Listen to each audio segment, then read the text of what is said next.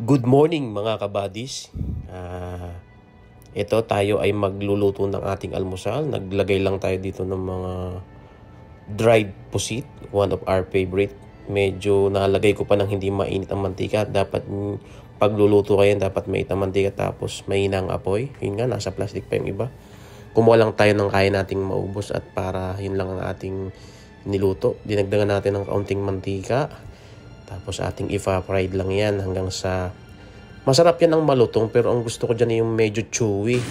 So bago pa siya lumutong, akin na rin tinatanggal din sa apoy. Yun, kasi ang gusto ko yung parang sumasabit sa bibig na parang bubble gum.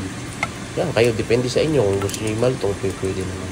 Siyempre, pa-partneran din natin ng sunny side up egg. Ang gusto ko naman dyan sa egg, yung ang dilaw ay malasado pero ang ilalim tostado. Nilagyan lang natin ng kaunting asin, pampalasa. Tapos yung mantika niya, kaya medyo madami kasi hindi ko yan binabaliktad para maging malasado lang ang luto. Inaalo ko sa ibabaw yung mantika gamit ang isang malaking kutsara. Yan, hindi ko na yan binabaliktad. Yan, tapos pag naluto na yan, ilalim at medyo natustan ng kaunti, kahit hilaw pa yung dilaw-dilaw, ayos pa rin kasi yan isasabaw mo sa kanin, lalo sa bahaw, napakasarap niyan. Tapos syempre ang ating sinangag, leftover rice, nilagyan lang natin, binudburan natin ng garlic powder na yan at saka na kaunting salt. Tapos yan, halo-halo lang natin. Tapos mamaya atin ang kakainin.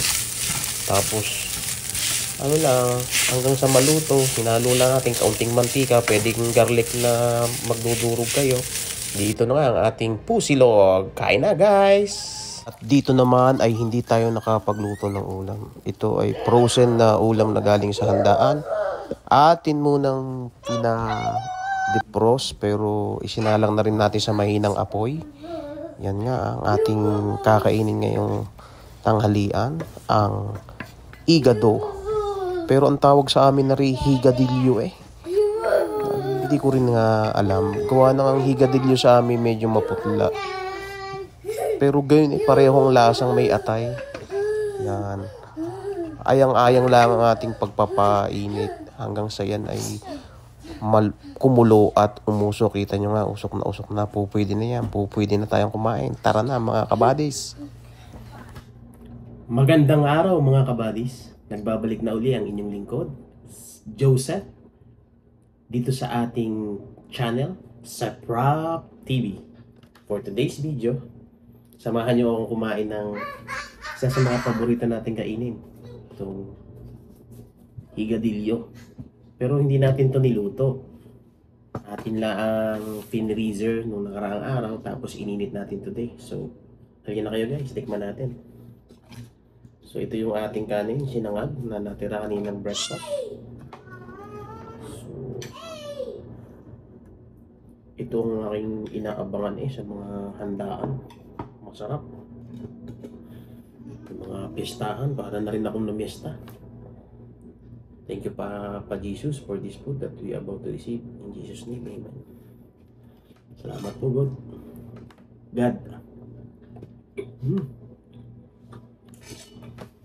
Habang iniinit ko ito kanina, talagang yung aroma ng pagkakaluto nito, amoy na amoy. Kala mo tuloy may handaan din sa bahay nung aking iniinit. Saka ito'y paborito ko dahil maraming sakong na gulay, masustansya, tapos malasa pa. Sarap. Merong higadilyo din na maputla. Yun ang niluluto talaga sa amin. Sa Tulyasin nagluluto, no? Pag may mga, sinabi ko sa inyo, pistahan. Talagang ako'y nanunuog. Sa isang araw, gagawa din tayo nito.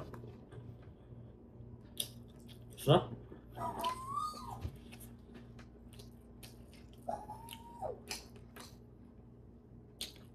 Big shout out pala sa'yo, paring Kit, saka sa asawa mong sikat. Salamat at lagi mong pinapanood yung aking mga videos na ina-upload. at sa pag-subscribe na rin sa aking channel. Ganyan din sa aking pinsang si Kuya Ruel, si Masyo. Ay, nagpapabati na naman. Sabi ko nga sa kanya, kung ano mang iyong pinagdadaanan sa buhay, daanan mo lang. Huwag mong tambayan. May awa ang Diyos. Ang iyong problema ay malulutas din. Huwag ka lang mawawalan ng pag-asa. Salamat sa iyo. Lagi ka nagko-comment sa mga post kong video. Lagi mo sinusubaybayan. Huwag ka sana magsawa.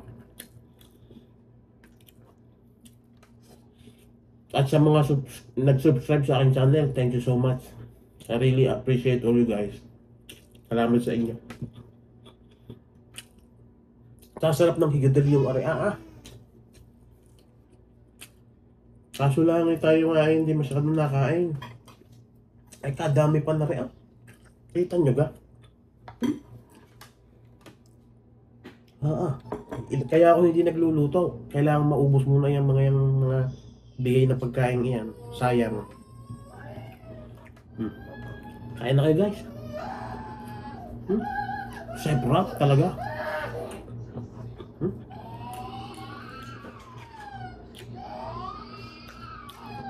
Para na rin kayo nasa Pilipinas pagkagawa ng mga pagkain.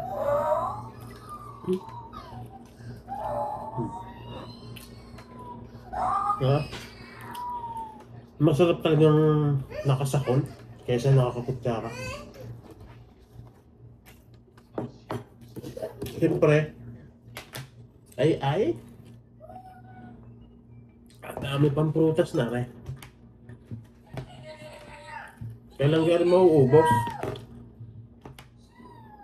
Pero okay pa. Dini nga ay aray, pinabilis ko na at para pakita ko lang sa inyo na pagkain ko ng orange di ating inubos nga din diyan. Yan o. Ay, mayroon pa din Dahan-dahang bigla hanggang sa naubos. Tapos, syempre, uminom tayo ng isang buting tubig. Salamat guys! Mga tubig. O paano guys? Thank you very much for another day na pagsama sa aking pagkain. Sana kayo ay nakakain na rin at kayo nasa magandang kalagayan. Lagi kayo mag-iingat. Thank you for watching. Thank you for subscribing. See you soon. Bye bye guys. Have a great day.